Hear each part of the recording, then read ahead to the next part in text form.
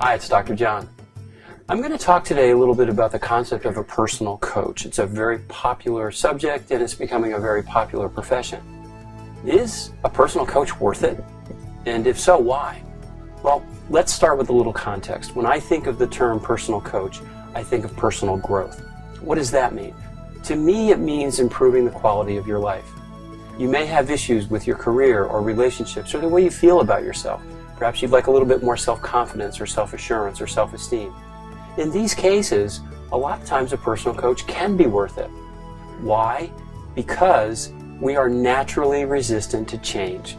Human beings are hardwired, both physiologically and evolutionarily, to resist change. Even though we know the change would be good for us, it's very difficult to make it happen and make it stick. And a personal coach can help that. It's the same with an athlete. An athlete only gets to be a great athlete through coaching.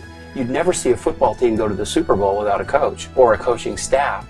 And so why should we try to get through our lives and improve the way our lives are working without a little help, right? We get help with our food. Very few of us grow our own food. Not too many of us fix our own cars. We don't do a lot of the things that we need to do in life. We rely on others to assist us. And so if you're trying to make a change in your life because you want your life to be more enjoyable, in my method, rule number one is life should be fun, and that means you really like what you're doing, you like the way you're living, you like yourself. A coach can be very helpful. So that's why you might think about it.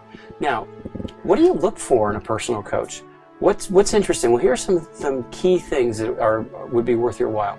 First and foremost, you want somebody who's well-trained and well-experienced. There are a lot of training programs out there today, and some of them are very good, and some of them are not so good. So call a bunch of people, talk to them, ask about their training, ask about their experience, and ask about how they go about doing what they do. You have to feel comfortable with their methods. There are a lot of ways of going about it. For instance, with my synthesis method, we use conscious energy, we use unconscious energy, and a whole variety of tools. And that allows me to really tailor my programs to my given client's sensibilities and core values. You want to find somebody that understands you and what you want to accomplish and what's going on, and that has the tools and expertise to help you in a way that is as easy as possible. So that's number one. Two, try to find somebody that's done a little living. You know, this whole concept of personal coach or life coach. When you've lived a little bit, you have a little bit more experience, and that really is helpful in a situation like this, because a good, experienced, well-trained coach or life coach who's also lived can add much better frame of reference to the lessons that you want to learn. Finally, fees. How much do they charge? Well, you know, personal coaches can charge $100 an hour or $1,000 an hour.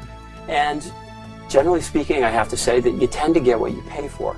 You don't want to pay so much that you feel broke at the end of the day, but yet a really good, well-experienced coach is probably going to be a little bit more expensive.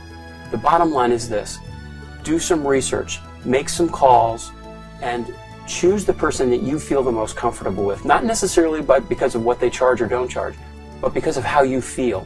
It's a very, very personal relationship, and if you get the right match, your life will grow immeasurably, both quickly and profoundly. So is personal coach worth it? Is a personal coach worth it? Boy, that's hard to say. Is a personal coach worth it? Absolutely. That's what I do with my clients, and it's just amazing. Life is supposed to be fun. You deserve it. Go get it.